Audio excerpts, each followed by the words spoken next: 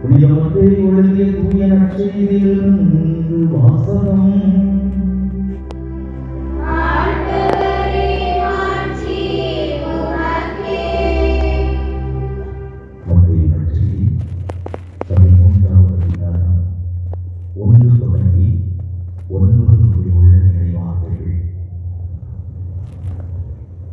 இயேசு வீட்டிற்கு வெளியே சென்று கடலோரத்தில் அமர்ந்தார். மக்கள் பெருந்திரளாய் அவரிடம் ஒன்று கூடி வந்தனர். ஆகவே அவர் கடலில் ஏறி அமர்ந்தார். திரண்டு இருந்த மக்கள் அனைவரும் கடற்கரையில் நின்று கொண்டிருந்தனர். அவர் உவமைகள் வாயிலாக பலவற்றை குறித்து அவர்களோடு பேசினார். விதைப்பவர் ஒருவர் விதைக்கச் சென்றார். அவர் விதைக்கும் பொழுது சில விதைகள் வழியோரம் விழுந்தன. பறவைகள் வந்து அவற்றை விழுங்கிவிட்டன. வேறு சில விதைகள் மிகுதியாக மண் இல்லா பாறை பகுதிகளில் விழுந்தன. அங்கே மண் ஆழமாக இல்லாததால் அவை விரைவில் முளைத்தன. ஆனால் கதிரவன் மேலே எழ அவை காய்ந்து வேறு இல்லாமையால் கருகி போயின. மற்றும் சில விதைகள் முட்செடிகளின் இடையே விழுந்தன. முட்செடிகள் வளர்ந்து அவற்றை நெருக்கிவிட்டன. ஆனால் இன்னும் சில விதைகள் நல்ல நிலத்தில் விழுந்தன. அவற்றுள் சில 100 மடங்காகவும், சில 60 மடங்காகவும், சில 30 மடங்காகவும் விளைச்சலை கொடுத்தன. கேட்கச் செவியுள்ளோ கேட்கட்டும் என்றார். ஆண்டவரின் அருள்வாக்கு.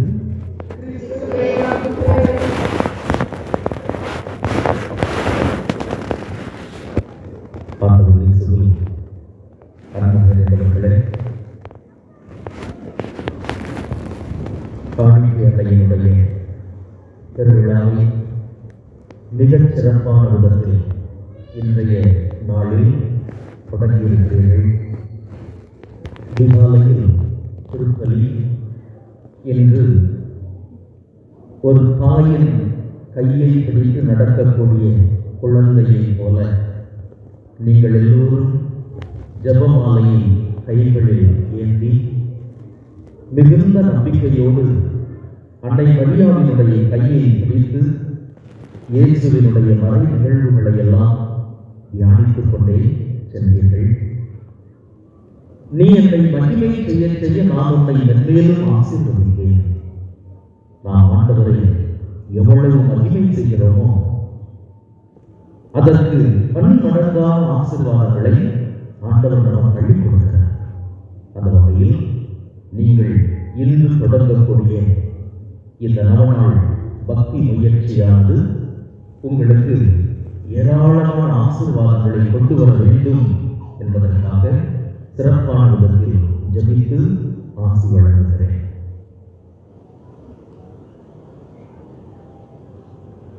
கடந்த மாதத்தில்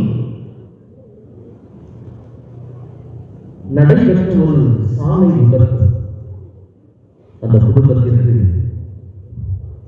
அவர் ஒரே பையன். அந்த விபத்தில் அகால மரணம் அடைகிறான். குடும்பம் முழுவதும் கண்ணீரில் மூழ்கி இருக்கிறது. அந்த இளைஞனுடைய தந்தை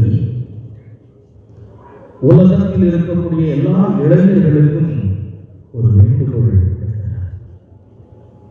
என்னுடைய பையனை நாங்கள் இழந்து விட்டோம். அவன் மிக வேகமாக அந்த வாகனத்தை இயக்கியதனால் இந்த விபத்து நேரிட்டிருக்கிறது. எனவே இளைஞர்களே, பொறுமையை கடைபிடியுங்கள். வேகமாக செல்லாதீர்கள், அவசரமாக செல்லாதீர்கள். கடவுள் கொடுத்த உயிரை இழக்காதீர்கள். அது எவ்வளவு வலியை கொடுக்கும் என்பதை நாங்கள் உணர்கிறோம் என்று எல்லா இளைஞர்களுக்கும் அவர் சொன்னார். அவசரம் ஒரு குடும்பம் கூட்டு குடும்பமாக இருந்தது. குடும்பத்தில் உள்ள எல்லோரும் மிகவும் மகிழ்ச்சியாக இருந்தார்கள். ஒரு நாளில் அந்த குடும்பத்தில் உள்ள ஒரு உறுப்பினர் மிகவும் கோபமாக கூட்டு குடும்பத்திற்கு ஒவ்வாத ஒரு சில வார்த்தைகளை அவர் கொடுக்கிறார். அந்த குடும்பம் உடைகிறது, தனித்தனியாக செல்கிறார்கள். அந்த குடும்பத்தில் உள்ள கணவன், என்னுடைய மனைவி கொஞ்சம் பொறுமையாக பேசியிருந்திருப்பாங்கன்னா நிச்சயமாக எங்கள் குடும்பம் உடைந்திருக்கிறது. எவ்வளவோ சவால்களை நாங்கள் சந்தித்திருக்கிறோம். ஆனால் நாங்கள் எல்லோரும் பொறுமையாக உட்கார்ந்து பேசி முடிவெடுத்துக் கொள்ளணும். எல்லாமே அமைதியான சூழ்நிலைக்கு வந்துவிடும்.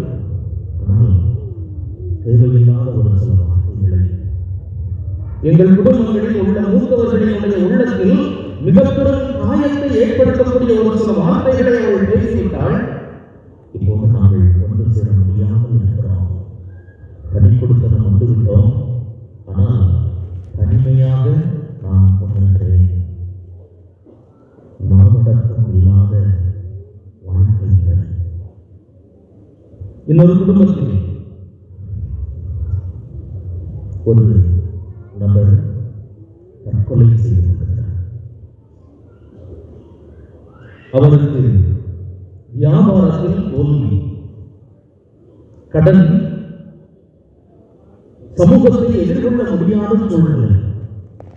எனவே என்ன செய்வது என்று தெரியாமல் விரைவாக ஒரு முடிவை எடுத்து தற்கொலை செய்து கொள்கிறார்.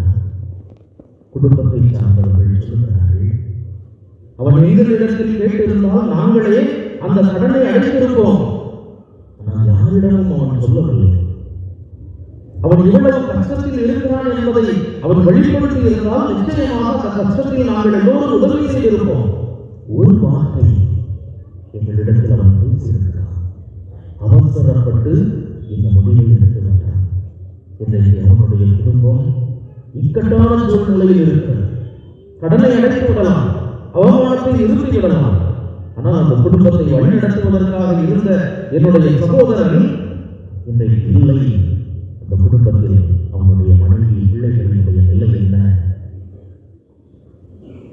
தன்னை ஏற்றுக்கொள்ளாத நிலையில் அவசரமாக ஒரு முடிவை எடுத்து மிகப்பெரும் இக்கட்டான சூழ்நிலைக்கு தன்னுடைய குடும்பத்தை தள்ளிவிட்ட நிலை.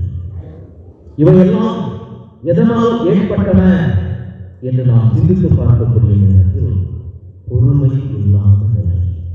ஒரு நிமிடம் அவசரம் இல்லாமல் முன்கூட்டியே திட்டமிட்டு அந்த இளைஞன் கிளம்பி இருப்பானேயானால் அவன் செல்ல வேண்டிய இடத்திற்கு சரியான நேரத்திற்கு சென்று தேர்ந்தெடுக்க முடியும். ஏன்? அவன் பொறுமை இல்லாமல் திட்டமிடாமல் இருந்ததனால். ஒரு நிமிடம் தன்னுடைய நாவை அடக்கி தேவையற்ற வார்த்தைகளை பேசுவதை தவிர்த்திருந்தால் அந்த குடும்பம் அமைதியான குடும்பமாக, மகிழ்ச்சியான ஒரு குடும்பமாக, இனிமையான ஒரு தேன்கூடாக இருந்திருக்கும். அவசரம், நாவடக்கம் இல்லாத நிலை. ஒரு நிமிடம் தன்னுடைய குடும்பத்தினுடைய அந்த சூழ்நிலையை அடுத்தவரோடு பகிர்ந்து கொண்டு தன்னை ஏற்றுக்கொண்டிருப்பார் என்றால் அவர் அந்த தற்கொலை நிலைக்கு சென்றிருக்க வேண்டிய தேவை இல்லை.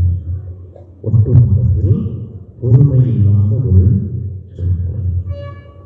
உலகியல் பூர்வமாக இந்த பொறுமை என்பதை குறித்து சொல்லக்கூடிய நேரத்தில் ஒரு தனிநபர் இக்கட்டான ஒரு சூழ்நிலையில் மன அமைதியோடு செயல்படும் திறன், அதுதான் பொறுமை. ஒரு தனிநபர் இக்கட்டான சூழ்நிலையில் மன அமைதியோடு செயல்படும் நிலை, திறன், அதுதான் பொறுமை. உலகியலில் இந்த பொறுமையை குறித்து சொல்லக்கூடிய நேரத்தில் 3 விதத்தில் அதை பிரித்து சொல்லுவார்கள். Interpersonal patience, self patience, situational patience.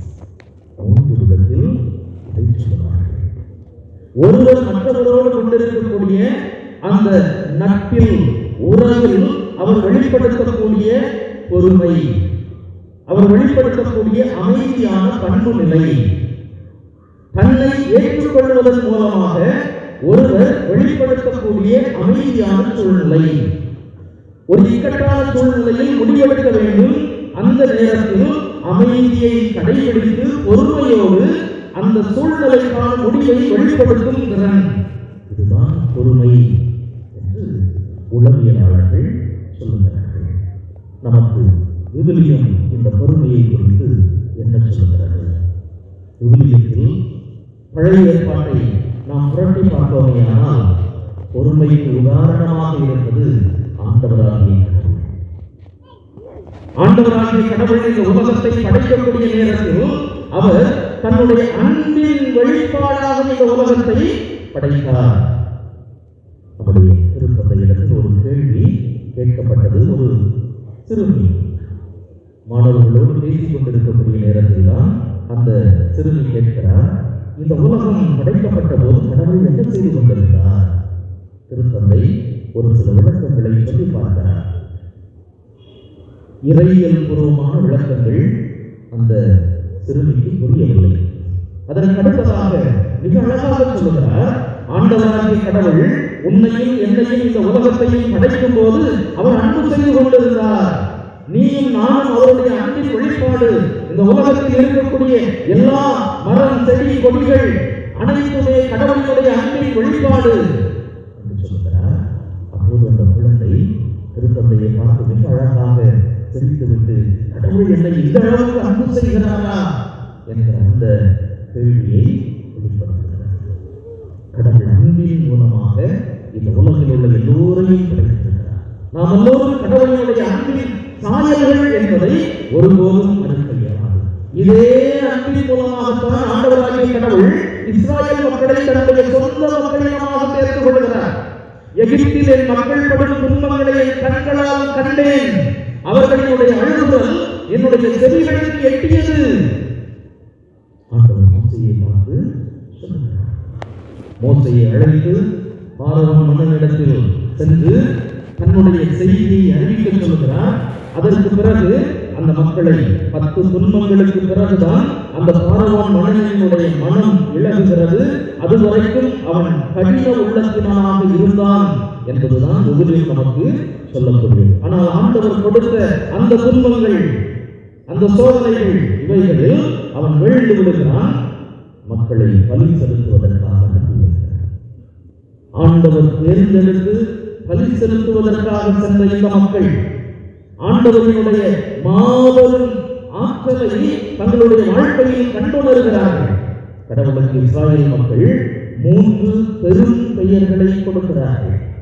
கடவுள் பேரன்பு கொண்டவர், கடவுள் பேர் இரக்கம் கொண்டவர், கடவுள் பேராற்றல் கொண்டவர். 3 பெரும் பெயர்கள். இந்த 3 பெரும் பெயர்கள் அவர்களுடைய வாழ்க்கையில் ஆண்டவரிடத்தில் இருந்து அவர் பெற்றுக்கொண்ட அனுபவங்கள். இந்த அடிப்படையில் தான் அவர்கள் கடவுளுக்கு இந்த பெயர்களை எல்லாம் வழங்குகிறார்கள். அப்படி கடவுளுக்கு அவர்கள் வழங்கிய 3வது பெயர் கடவுள் பேராற்றல் கொண்டவர். இந்த பேராற்றலை அவர்கள் எங்கெல்லாம் காண்கிறார்கள் என்றால், இந்த செங்கடலை கடக்கக்கூடிய நேரத்தில் கடவுளுடைய மாபெரும் ஆற்றலை அவர்கள் காண்கிறார்கள். இந்த மக்கள் உலர்ந்த தரையில் நடந்து போவது போல தங்களுடைய கால் நனையாமல் அப்படியே செங்கடலை கடந்து செல்கிறார்கள். ஆனால் எகிப்திய படைகள், பார்வோனினுடைய படைகள் இந்த செங்கடலுக்குள் வரக்கூடிய நேரத்தில் மீண்டும் இணைந்து கொள்ளுகிறது. அனைத்து வீரர்களும் செங்கடலுக்குள் மூழ்கி இறந்து போகிறார்கள்.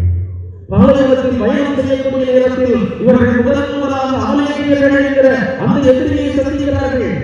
மோசே ஒரு குன்றின் மீது ஏறி அமர்ந்து தன்னுடைய 2 கைகளையும் அப்படியே விரித்து ஆண்டவரை நோக்கி தெரிவிக்கக்கூடிய நேரத்தில் ஆண்டவருடைய வல்லமை இஸ்ராயேல் மக்களின் மீது இறங்குகிறது. இந்த மக்கள் அந்த அமலேக்கியர்களை புறமுதுகிட்டு ஓடச் செய்கிறார்கள். ஆண்டவருடைய மாபெரும் ஆற்றலை பார்க்கிறார்கள். ஆண்டவரே, எங்களுக்கு பசியாக இருக்கிறது என்று அவர்கள் குரல் எழுப்பக்கூடிய வேளையில் அவர்களுக்கு மன்னாவை பொழியச் செய்கிறார். நாங்கள் எகிப்தில் இருந்திருப்போமையானால் அந்த இறைச்சி பாத்திரத்திற்கு அருகில் அமர்ந்திருந்தே வயிறார உண்டிருப்போம் என்று சொல்லக்கூடிய நேரத்தில் காடையை அனுப்பி அவர்களுக்கு அந்த இறைச்சி உண்ணக்கூடிய ஆசையை இருக்கிறார். ஆண்டவரே, இந்த பாலைவனத்தில் எங்களுக்கு குடிப்பதற்கு தண்ணீர் இல்லையே என்று சொல்லக்கூடிய நேரத்தில் பாலையில் இருந்து நல்ல தண்ணீரை அவர்களுக்கு கொடுக்கிறார். இவ்வளவு மாபெரும் அதிசயங்களை எல்லாம் ஆண்டவர் செய்வதற்கு பிறகு இவர்களை வழிநடத்துவதற்காக சட்டங்களை கொடுப்பதற்கு ஆண்டவர் கொண்டு வருகிறார். தான் அன்பு செய்து தேர்ந்தெடுத்த மோசேயை தன்னோடு உறவாடுவதற்காக சீனாய் மலையின் மீது ஏறி வரச் செய்கிறார்.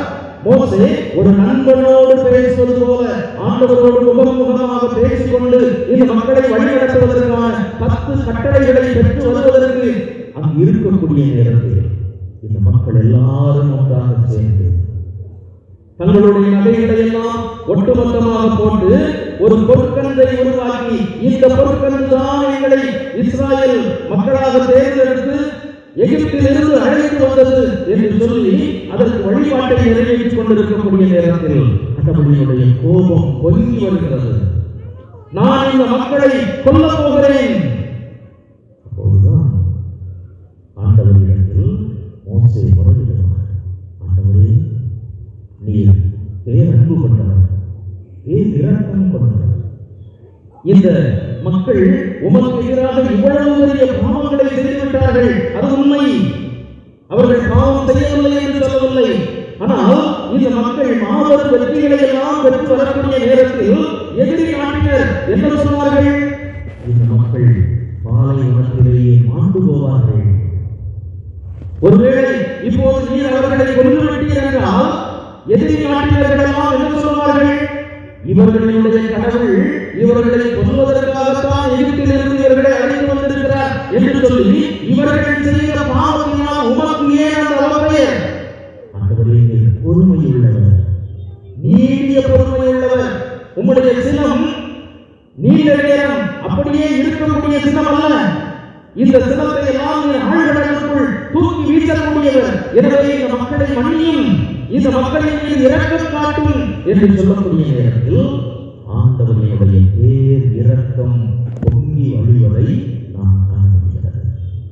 கடவுளுடைய பேர் இரக்கம் பொறுமையினுடைய ஒரு வெளிப்பாடாகத்தான் வருகிறது.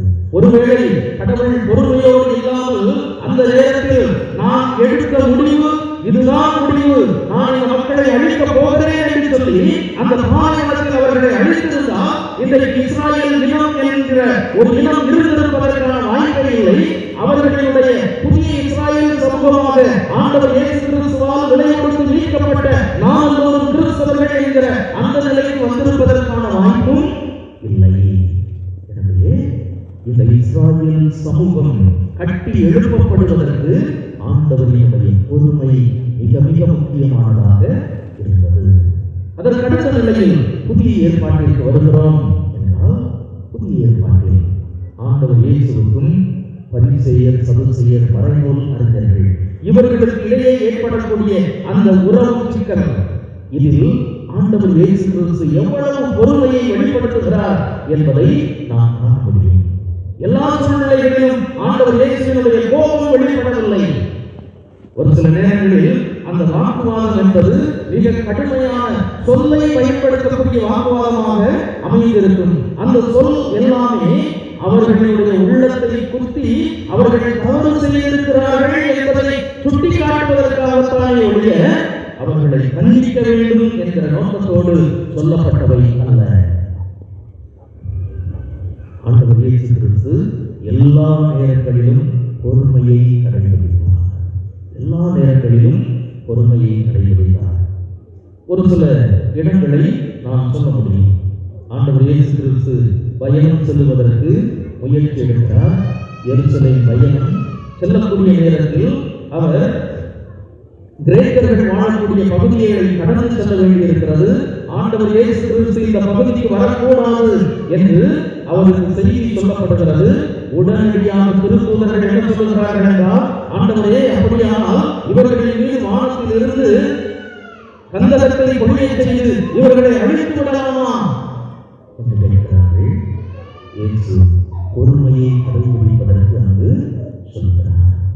ஆண்டவர் இயேசு கிறிஸ்து இரத்த உயர்வை உயர்த்தி ஜெபித்துவிட்டு தன்னுடைய சிலுவை பயணத்தை தொடங்குவதற்கு மலையிலிருந்து கீழே இறங்கி வருகிறார்.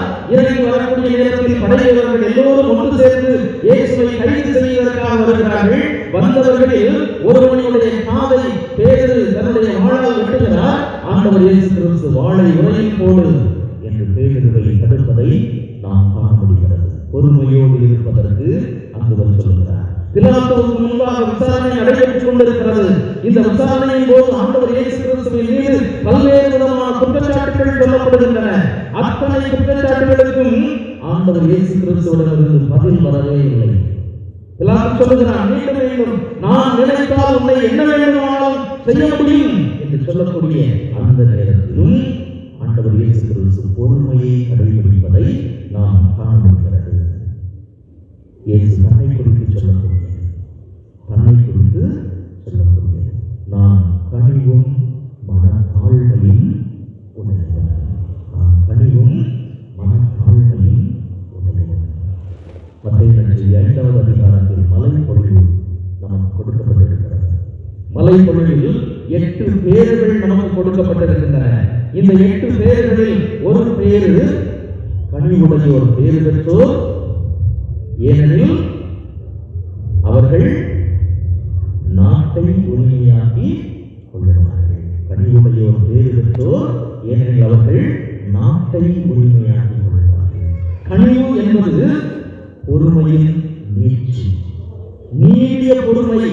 அதைத்தான் கனிவு என்கிற அந்த வார்த்தையில் குறித்து வைத்திருக்கிறார்கள். ஆண்டவர் இயேசு கிறிஸ்து அங்கு வெளிப்படுத்தக்கூடிய 8 பேர்களும் ஒரு புதிய சமுதாயத்திற்கான பேர்கள்.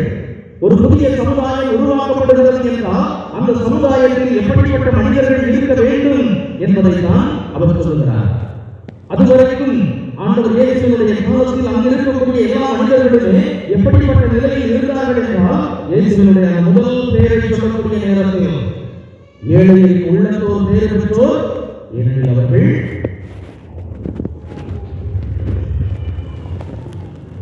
அந்த முதல் பேர் மிக அற்புதமாக ஏழையில் உள்ளத்தோர் பேறு பெற்றோர் என்று இயேசு சொல்லுகிறார். ஏழையில் உள்ளத்தோர் பேறு பெற்றோர் என்று இயேசு சொல்லுவதற்கான மிக முக்கியமான காரணம் உண்டு.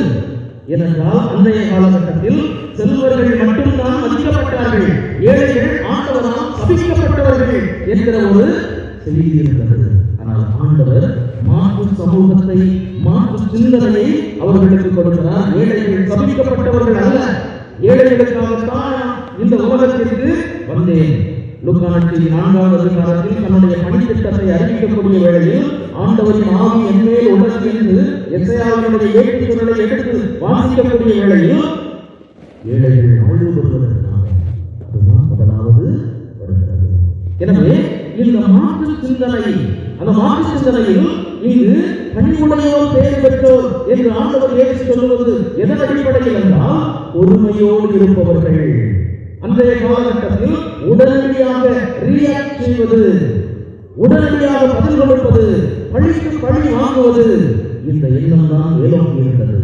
நான் ஒரு செயலை எடுக்கிறேன் என்றால் அந்த செயலை உடனடியாக நான் செய்து முடிக்க வேண்டும். உடனடியாக, எல்லாமே உடனடியாக என்று மாறிவிட்டது. இந்த காலகட்டத்தில் ஆண்டவர் இயேசு கிறிஸ்து கனிவு, நீடிய பொறுமை என்பதை எடுத்து சொல்லி, இப்படி பொறுமையோடு இருப்பவர்கள் நிலத்தை உரிமையாக்கிக் கொள்வார்கள். இஸ்ராயேல் மக்களினுடைய வாழ்வதுதான். அவர்களுடைய போராட்டம் 40 ஆண்டுகால போராட்டம். அதற்கு பிறகு 400 ஆண்டுகால போராட்டமாக மாறுகிறது. தாவீதினுடைய காலத்தில் தான் அவர்களுக்கு நிலம் என்பது உரிமையாக கிடைக்கிறது. தாவீதினுடைய காலத்தில் தான் அவர்கள் அங்கு வீடு கட்டிக் கொள்கிறார்கள். தாவீதின் காலத்தில் தான் அவர்கள் மிக பாதுகாப்பாக வாழ்கிறார்கள். அமைதி என்றால் என்ன என்பதையே அப்போதுதான் அவர்கள் புரிந்து கொள்கிறார்கள். எனவே பொறுமை என்பது இஸ்ராயேல் மக்களினுடைய வாழ்க்கையில் இந்த பொறுமையின் மூலமாக அவர்கள் பெற்றுக்கொண்ட நிலம், ஆண்டவர் கொடுத்த மாபெரும் ஆசீர்வாதம். இன்றைக்கு நம்முடைய மக்கள் நிலத்தோடு, அந்த நிலத்தில் அழகான ஒரு வீட்டோடு, அங்கு எல்லா வசதிகளோடு அமைதியாக வாழ்கிறோம் என்றால் அது ஆண்டவர் நமக்கு கொடுத்த ஆசீர்வாதம். இந்த ஆசீர்வாதத்தை நாம் உடனடியாக நிச்சயமாக பெற்றுக் கொண்டிருக்க மாட்டோம். நம்முடைய கடின உழைப்பு, ஆண்டவரின் மீது நாம் வைத்திருக்கக்கூடிய நம்பிக்கை, ஆண்டவரே எனக்கு இதையெல்லாம் கொடுத்து நாம் கேட்டிருக்கோம், அது உடனடியாக நமக்கு கிடைத்திருக்காது. பொறுமையோடு காத்திருந்திருப்போம். இந்த காத்திருத்தல் நமக்கு ஆண்டவருடைய ஆசீர்வாதத்தை நிரம்ப பெற்றுக் கொடுத்திருக்கிறது. இன்றைக்கு அழகப்பட்ட மக்கள், ஆண்டவரால் ஆசீர்வதிக்கப்பட்ட மக்கள் என்று சொன்னால் நீங்கள் எல்லோரும் பொறுமையோடு இருந்திருக்கிறீர்கள், நீங்கள் எல்லோரும் கனிவுள்ளவர்களாக இருந்திருக்கிறீர்கள் என்பதுதான் அது சாட்சியாக நமக்கு வந்து நிற்கிறது.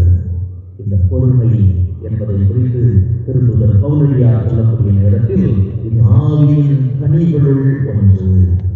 ஆவியினுடைய கனிகள் 9 கனிகளை அவர் வரிசையாக சொல்லுவார். அதில் பொறுமை என்பதையும் அவர் எடுத்து சொல்லுவார்.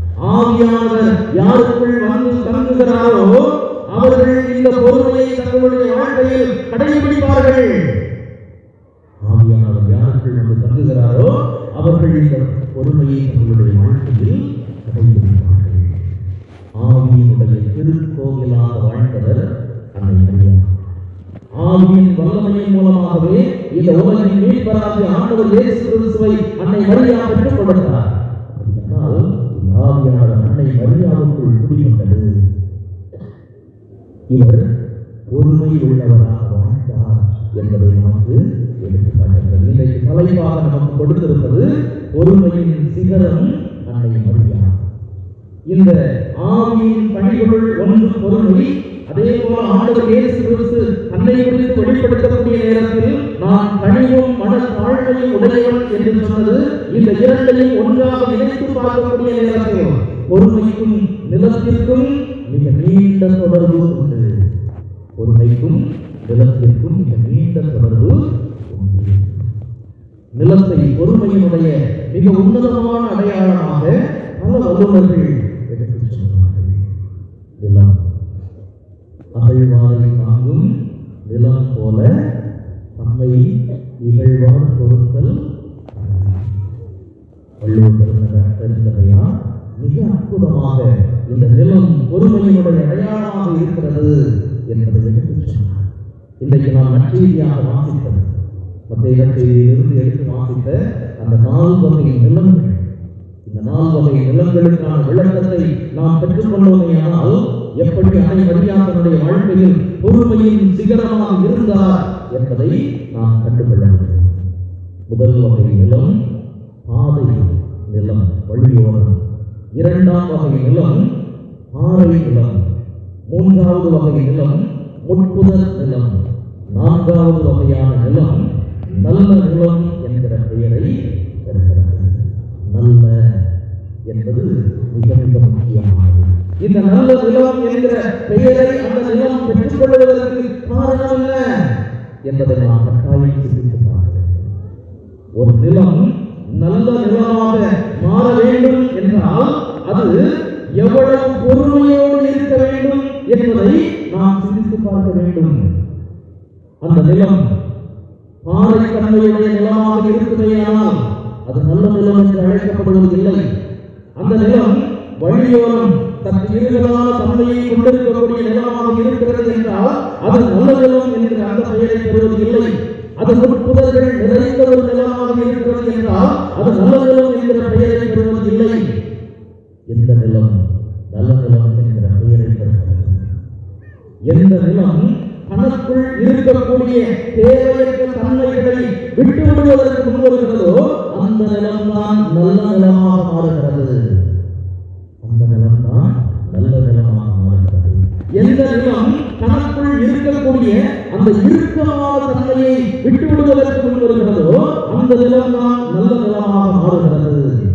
எந்த நிலம் குத்தி கிழிக்கப்படுவதற்கு முன்வருகிறதோ, தன்னை உட்படுத்துகிறதோ அந்த நிலம்தான் நல்ல நிலமாக மாறுகிறது. எந்த நிலம் தனக்கு எதிராக கொட்டப்படக்கூடிய எல்லா வகையான குப்பைகளையும் உரமாக மாற்றிக் கொள்கிறதோ அந்த நிலம்தான் நல்ல நிலமாக மாறுகிறது. எந்த நிலம் எல்லா வகையான துன்பங்களையும் தாங்கிக் கொள்கிறதோ அந்த நிலம்தான் நல்ல நிலமாக மாறுகிறது. அந்த நிலம்தான் 30 மடங்கு 60 மடங்கு 100 மடங்கு பலன்களை இந்த உலகத்தில் கொடுக்கிறது. இன்றைக்கு அன்னை மரியா பொறுமையின் சிகரம் என்று நாம் சொல்லுகிறோம் என்றால் அன்னை மரியா தன்னை நல்ல நிலமாக மாற்றிக்கொண்டவர் என்பதுதான் அதனுடைய உண்மையான பொருள். அன்னை மரியா ஒரு நிலம் போன்றவர். அன்னை மரியா ஒரு நிலம் போன்றவர். கனிவு யாரெல்லாம் இந்த தாயினுடைய பிள்ளைகளாக ஆவியினுடைய கனிகளை தங்களுக்குள் பெற்றிருக்கிறார்களோ அவர்கள் எல்லோரும் இந்த தாயை போல ஒரு நிலமாக நல்ல நிலமாக மாற வேண்டும் என்கிற அழைப்பை தான் இன்றைய முதல் நாள் நமக்கு கொடுக்கிறது.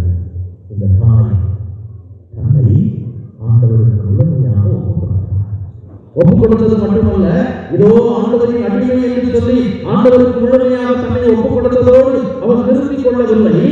அவர் இந்த ஆவியினுடைய ஆற்றல் தனக்குள் செயல்படுவதற்கு தன்னை முழுமையாக கையளித்தார். ஆவியினுடைய ஆற்றல் செயல்படுவதற்கு தன்னை முழுமையாக கையளித்தார். தனக்குள் இருந்த எல்லா வகையான எதிர்பார்ப்புகள், தனக்குள் இருந்த எல்லா வகையான ஏக்கங்கள் எல்லாவற்றையும் ஆண்டவரிடத்தில் அவர் அப்படியே சரணாகதியாக இருக்கிறார். ஆண்டவர் தான் இந்த அன்னை மரியாவுக்குள் இருந்து செயல்பட ஆரம்பித்தார். அதுதான் உண்மை. அவர் இந்த நல்ல நிலம் எப்படி எல்லா வகையான குப்பைகளையும் தனக்குள் ஏற்றுக்கொண்டு அதனை உரமாக மாற்றிக் கொள்கிறதோ அதே போல இந்த சமூகம் இந்த தாயின் மீது வைத்த எல்லா வகையான வசை மொழிகளையும் தன்னுடைய உள்ளத்திற்குள் அப்படியே தாங்கிக் கொண்டார். தன்னுடைய உள்ளத்திற்குள் அப்படியே தாங்கிக் கொண்டார். லூக்கா நற்செய்தியார் மிக அழகாக அன்னை மரியாவினுடைய அந்த பண்புகளை வெளிப்படுத்தக்கூடிய நேரத்தில், இயேசுவினுடைய பிறப்பு நிகழ்வுகளை எடுத்து சொல்லிவிட்டு முடிக்கக்கூடிய நேரத்தில் இந்நிகழ்ச்சிகள் எல்லாவற்றையும் தன்னுடைய உள்ளத்தில் பதித்து வைத்திருந்தார் என்று சொன்னார். ஒரு நிலம் தனக்குள் எல்லாவற்றையும் அப்படியே புதைத்து வைத்து விடுகிறது.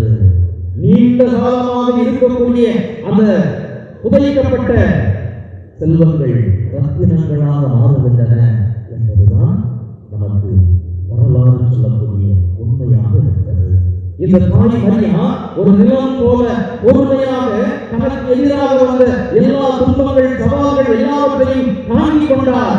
இதை ஆண்டவர் இயேசுவுக்காக இந்த உலகம் மீட்பை அடைய வேண்டும் என்பதற்காக கடவுள் எப்படி இந்த உலகத்தை அன்பு செய்தாரோ அதே போல தன்னுடைய அன்பை அவர் வெளிப்படுத்தி இந்த உலகத்தில் இருக்கக்கூடிய எல்லா மக்களும் மீட்பை பெற வேண்டும் என்பதற்காக இந்த பொறுமையை அவர் வெளிப்படுத்தியதை, நிலத்தின் தன்மையை வெளிப்படுத்தியதை, ஆவியினுடைய கனியை வெளிப்படுத்தியதை, கனியை வெளிப்படுத்தியதை நாம் காண முடிகிறது. பல இடங்களில் இந்த பொறுமையை அவர் கடைபிடித்ததை நாம் காண முடியும். ஆண்டவர் இயேசுவுக்கு எதிராக எவ்வளவு பெரிய சொற்களை எல்லாம் இவர்கள் எடுத்துச் சொன்னார்கள். திருமுழுக்கு யோவான் வந்தபோது அவர் செய்த செயல்களையும் விமர்சனம் செய்தார்கள். அதற்கு பிறகு ஆண்டவர் இயேசு கிறிஸ்து செய்த செயல்களையும் அவர்கள் விமர்சனம் செய்கிறார்கள். விமர்சனம் செய்யக்கூடிய நேரத்தில் மிக கடுமையான விமர்சனங்களை எல்லாம் ஆண்டவர் இயேசு கிறிஸ்துவுக்கு மேல் அவர்கள் வைக்கிறார்கள். தன்னுடைய மகனை ஊக்கப்படுத்துவதற்காக சொல்லுகிறார். அவர் நினைத்திருந்தால் ஆண்டவருடைய வல்லமையை பெற்றிருக்கக்கூடிய அவர் தன்னுடைய வார்த்தையின் மூலமாக ஆண்டவர் இயேசு கிறிஸ்துவுக்கு எதிராக யாரெல்லாம் இருந்தார்களோ அவர்கள் எல்லோரையும் தன்னுடைய நாவினால் சபித்திருக்கலாம்.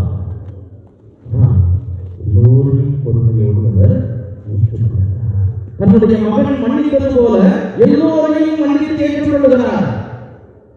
தன்னுடைய மகனை காட்டி கொடுத்த யூதாஸ் இஸ்காரியோத்தை ஏற்றுக்கொள்கிறார். தன்னுடைய மகனை மறுதலித்த பேதுருவை ஏற்றுக்கொள்கிறார்.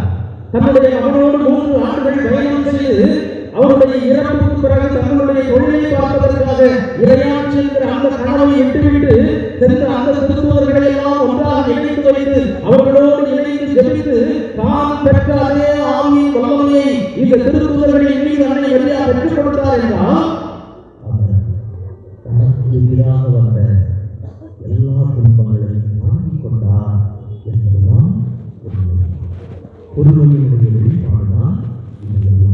இன்றைக்கு திருச்சபை வளர்ந்திருக்கிறது, இந்த உலகமெல்லாம் பரவி இருக்கிறது.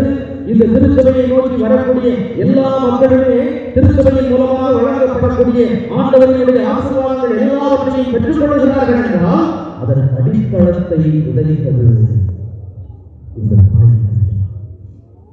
அவருடைய பொறுமைதான் எல்லாவற்றிற்கும் காரணம் என்பதை நாம் நிச்சயமாக மறுக்க இயலாது. எந்த இடத்திலும் அவர் அவசரப்படவில்லை. எந்த இடத்திலும் தன்னுடைய நாவை அதிகமாக பயன்படுத்தவில்லை. எல்லா இடங்களிலும் தன்னை முழுமையாக ஏற்றுக்கொண்டவராக நான் ஆண்டவரின் அடிமை என்பதை மிக உன்னதமாக ஏற்றுக்கொண்ட ஒரு பெண்ணாக இருந்ததன் காரணமாகத்தான் இந்த உலகம் மீட்பு பெற முடிந்தது. இந்த தாய் இந்த பாடங்களை தான் நமக்கு கற்றுக் கொடுக்கிறார். எந்த சூழ்நிலையிலும் நாம் அவசரப்படக்கூடியவர்களாக இருக்கக்கூடாது. எல்லாவற்றையும் நம்முடைய உள்ளத்தில் பதித்து வைத்திருக்க வேண்டும். எந்த சூழ்நிலையிலும் நாம் நம்முடைய நாவை கரிகட்ட ஒரு குதிரையை போல அவிழ்த்து விடக்கூடாது. யாக்கோபு தன்னுடைய திருமுகத்தில் 5வது அதிகாரத்தில் பொறுமையை குறித்து மிக அழகாக சொல்லுவார். 2வது அதிகாரத்தில் நாவடக்கத்தை குறித்து சொல்லக்கூடிய நேரத்திலும் இதைத்தான் அவர் மிக அழகாக எடுத்து சொல்லுவார். நாம் கடிவாளமிட்ட ஒரு குதிரையை போல இருக்க வேண்டும். நங்கூரமிட்ட ஒரு கப்பலை போல இருக்க வேண்டும். அப்போதுதான் காற்றினால் அலைக்கழிக்கப்பட மாட்டோம். அப்போதுதான் இந்த உலகத்தினுடைய அந்த சுய லாபத்தின் மீது ஆர்வம் கொண்டு நாம் தெரித்து ஓடக்கூடியவர்களாக இருக்க மாட்டோம் என்பதை அவர் எடுத்துச் சொல்கிறார். அன்னை மரியாவும் நம்முடைய வாழ்க்கையில் பொறுமையை கடைபிடிக்க வேண்டும் என்பதை அந்த இடத்தில் எடுத்துச் சொல்கிறார். தன்னை முழுமையாக அவர் அறிந்திருந்தார். நான் அல்ல, எனக்குள் இருந்து செயல்படக்கூடிய ஒரு ஆண்டவர். திருத்தூதர் பவுலடியார் ஆண்டவர் இயேசு கிறிஸ்துவை பற்றி சொல்லக்கூடிய நேரத்தில் நான் இதுவரைக்கும் கமாலியேலிடத்தில் பாடம் கற்றதை தான் மிகப்பெரும் பேராக வைத்திருந்தேன், அதைத்தான் மிகப்பெரும் செல்வமாக வைத்திருந்தேன். ஆனால் ஆண்டவராகிய ஒப்பற்ற செல்வத்தை, இயேசு என்கிற அந்த ஒப்பற்ற செல்வத்தை நான் பெற்றதற்கு பிறகு இவை எல்லாவற்றையும் நான் குப்பையென கருதுகிறேன். நான் இனிமேல் செயல்படுவது பவுல் என்கிற நான் அல்ல, எனக்குள் இருந்து செயல்படுபவர் கிறிஸ்துவே. எனக்குள் இருந்து செயல்படுபவர் கிறிஸ்துவே. எனவேதான் அவ்வளவு அவமானங்கள், அவ்வளவு துன்பங்கள், அவ்வளவு சித்திரவதைகளை அவர் சந்தித்த போது அவர் பொறுமையோடு இருந்தார். இவர்கள் துன்புறுத்தப்பட்ட போது முக வளர்ச்சியோடு சென்றார்கள் என்று திருத்தூதர் பணிகள் புத்தகம் நமக்கு சொல்லுகிறது. அத்தனை துன்பங்களுக்கு மத்தியிலும் இவர்கள் புன்னகையோடு இருக்கிறார்கள் என்றால் அதன் அடிப்படை காரணம் இவர்கள் தங்களை முழுமையாக அறிந்திருந்தார்கள். ஆவியானவருடைய செயல்பாட்டிற்கு தங்களை ஒப்புக்கொடுத்தார்கள்.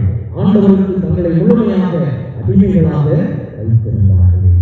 எனவே இன்றைய நாளில் இந்த தாய் நமக்கு இந்த புண்ணியங்களை தான் எடுத்துச் சொல்கிறார். பொறுமை என்பது நமக்கு மன அமைதியை கொடுக்கக்கூடிய மிக உன்னதமான ஒரு பண்பு.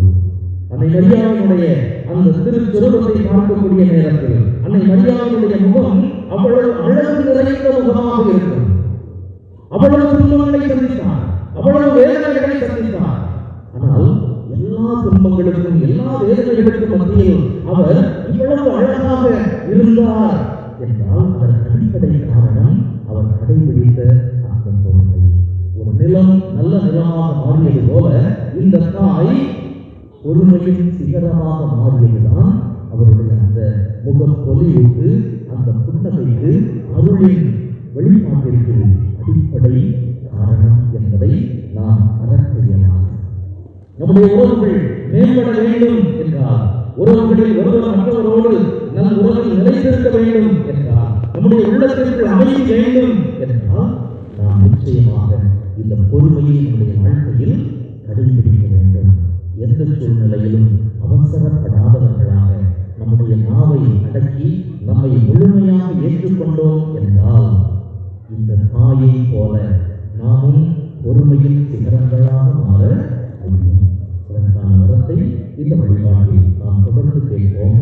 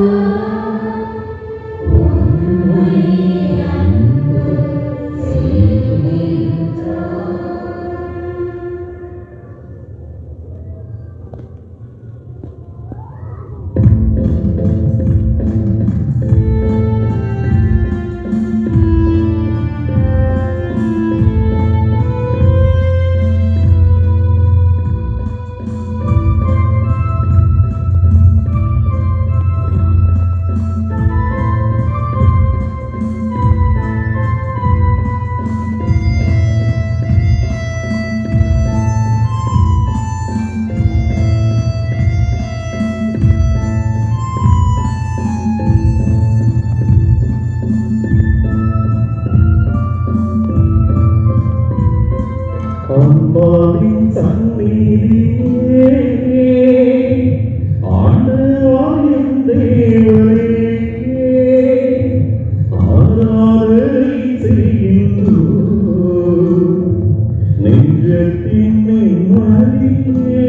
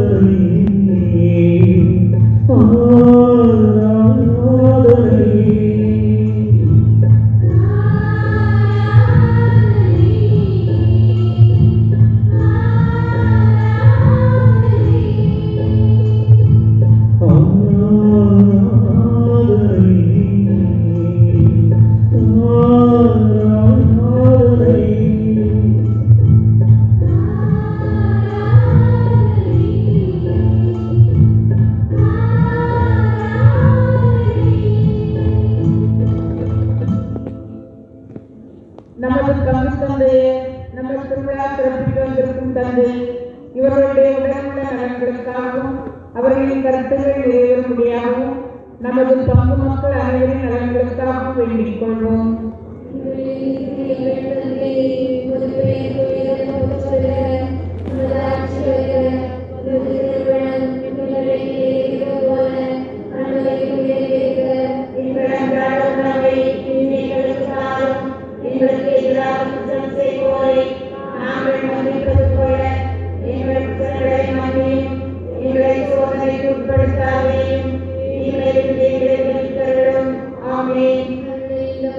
வாழ்க ஆண்டவர்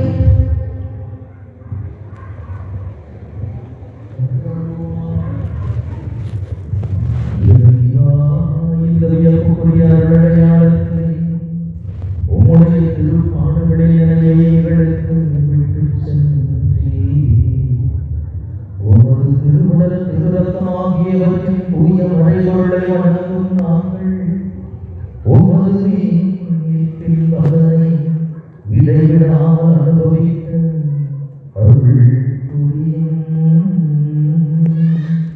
தந்தையாகிய இறைவனோடு தூய ஆவியாரின் ஒன்றிப்பில் இறைவனாய் என்றென்றும் வாழ்ந்து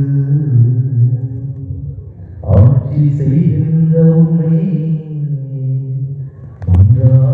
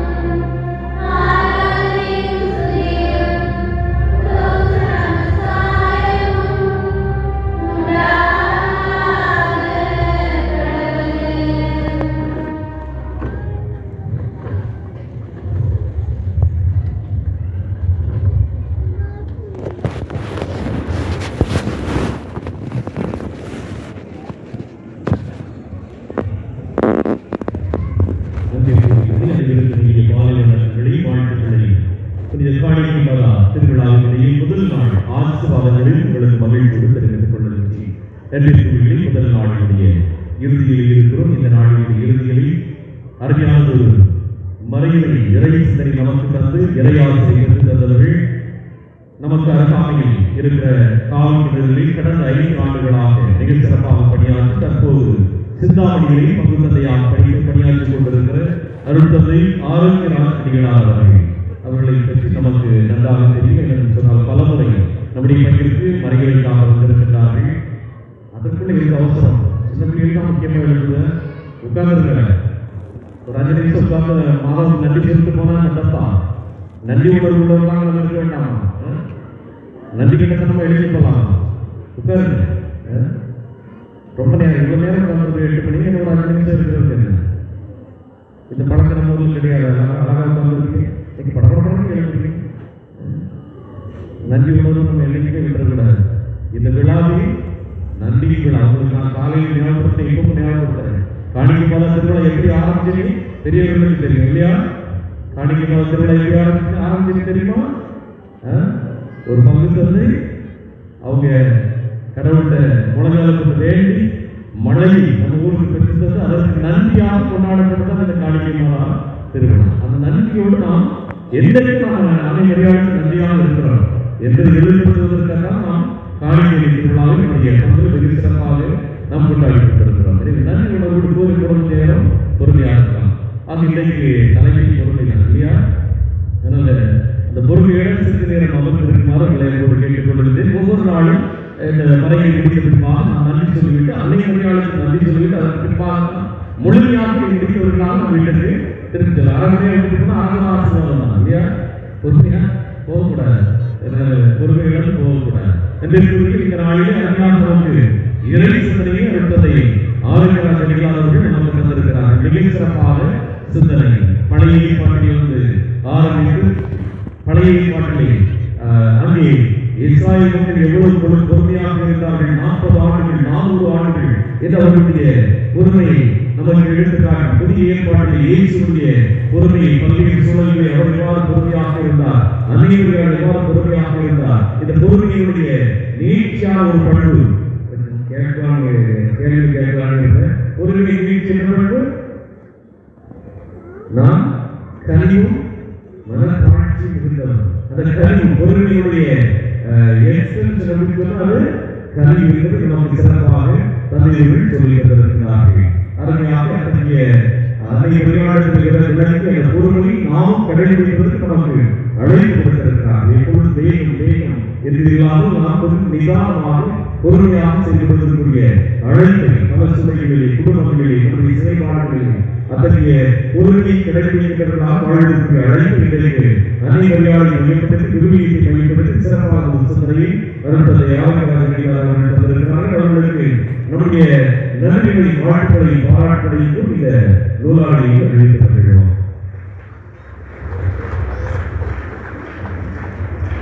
ஒவ்வொரு நாள் மலைகளிலிருந்து நாம் கேள்விகளை கேட்கிறோம். இன்றைக்கு முதல் நாள் எனவே கொஞ்சம் ஈஸியாக கேட்கலாம்னு பார்த்து நிறைய மக்களுக்கு அதனால வழக்கம் போலவே கேட்கிறோம். முதல் கேள்வி மட்டும் ரொம்ப ஈஸியாக கேட்கிறோம். இடையிலுள்ள கேள்விகள் முதலாவது தந்தையர்கள் மலைகளில் ஒரே ஒரு திருக்குறளை சொன்னார்கள். அது என்ன திருக்குறள்? பாதி வந்து எழுதணும், முழுசா எழுதணும். இப்ப சொல்ல வேண்டாம், இது கேட்கல எழுதினா போதும். சரியா? தந்தையர்கள் மலைகளில் குறிப்பிட்ட ஒரே திருக்குறள் எழுத. இரண்டாவதாக ஆண்டவர் இயேசு கிறிஸ்துவின் வாழ்க்கையில் பொறுமையை கடைபிடித்த தருணங்களாக எத்தனை தருணங்கள் சொன்னாங்க? 3 தருணங்களை மலைகளில் வரிசையாக சொன்னாங்க. அவற்றில் ஏதாவது 2 ஒரு ஆப்ஷன் உங்களுக்கு ஏதாவது 2 தருணங்கள் இயேசு பொறுமையை கடைபிடித்த தருணங்களாக மலைகளில் தந்தையர்கள் இது உண்மையில் நிறைய இருக்கும். தந்தையர்கள் மலைகளில் சொன்ன 3 தருணங்களில் 2 தருணங்கள். மூன்றாவதாக அனைவரும் பொறுமையை கடைபிடித்த தருணங்களாக வரிசையாக எத்தனை தருணங்கள் தெரியுமா? 4 தருணங்களை குறிப்பிட்டார்கள். அது 4ல ஏதாவது 2 தான் போதும். அனைவரும் பொறுமையை கடைபிடித்தாக மலைகளில் தந்தையர்கள் குறிப்பிட்ட தருணங்களில் ஏதாவது 2 தருணங்கள். இந்த 3 கேள்விகள் மலைகளில் தந்தையர்கள் குறிப்பிட்ட திருக்குறள், இயேசு கிறிஸ்துவின் வாழ்க்கையில் பொறுமையை கடைபிடித்த தருணங்களாக தந்தையர்கள் குறிப்பிட்ட 2 தருணங்கள், அனைவருடைய வாழ்க்கையில் பொறுமையை கடைபிடித்ததாக தந்தையர்கள் குறிப்பிட்டதில்லை 4 தருணங்களில் ஏதாவது 2 தருணங்கள். இவற்றை வைக்கப்படுகிற அந்த பெட்டியிலே நீங்கள் உடனடியாக இந்த பதிவுகளை போடுமாறு கொடுக்கிறது. இப்போது மணி 8 பதிவுகள் 8:30 அந்த பெட்டியை எடுத்துக்கொண்டு 8:30 பதிவுகளை போடுமாறு கொடுக்கிறேன். நன்றிக்குரிய இந்த நாளில் மிக சிறப்பாக திருவிழாவை ஆரம்பித்து தொடக்கத்திலே நல்லதொரு மலையை நாம் எடுக்கிறோம். தொடக்கத்திலே நம்ம காலை திருப்பதி அருமையாக பேரு மண்டலமும் வியாபார சபையிலும் சிறப்பித்திருக்கிறார்கள். அவர்களுக்கு என்னுடைய நன்றிகளை வாழ்த்துக்களை தெரிவித்துக் கொள்வதற்கு நாளை 2வது நாள் நாளையில் முதல் திருப்பதியை சிறப்பிக்கிறவர்கள் அன்றைய மண்டல இறைமக்கள், 2வது திருப்பதியை சிறப்பிக்கிறவர்கள் சிறப்பிக்கிறார். நாளை சிறப்பிக்கிற நாளாக கேட்டுக்கொள்கிறேன். நன்றிக்குரிய ஒவ்வொரு நாளும் மாலை வழிபாடு முடிவதற்காக 2 பக்கமும் சேர்ல இருக்கைகளில் இருக்கிறது. அந்த இருக்கையை அப்படியே விட்டு செல்லுமாறு கேட்டுக்கொள்கிறேன். நாளை காலை முதல் திருப்பதிக்கு நாம இங்கேதான் வர இருக்கிறோம். அதனால சேர நடக்க வேண்டாம், அப்படியே போடுறது. காலை திருப்பதி கிடைக்கிறதுக்காக காலையில் சொல்வது போல ஒவ்வொரு நாளும் காலை திருப்பதி கிடைக்கிறதுக்காக சேரலாம் வடையை ஒன்று சேர்த்து 2 பக்கமும் நீங்கள் போட்டால் நலமாக இருக்கும். மாலை வழிபாடு செய்வதற்காக அந்த சேரலாம் அப்படியே இருக்குமாறு கேட்டுக்கொள்கிறேன். இப்பொழுது அன்னைக்கு நாம் புகழ்ச்சி பாடல் பாடி அந்த பாடல் முடிப்பதற்காக நாம் வெளியே செல்லலாம்.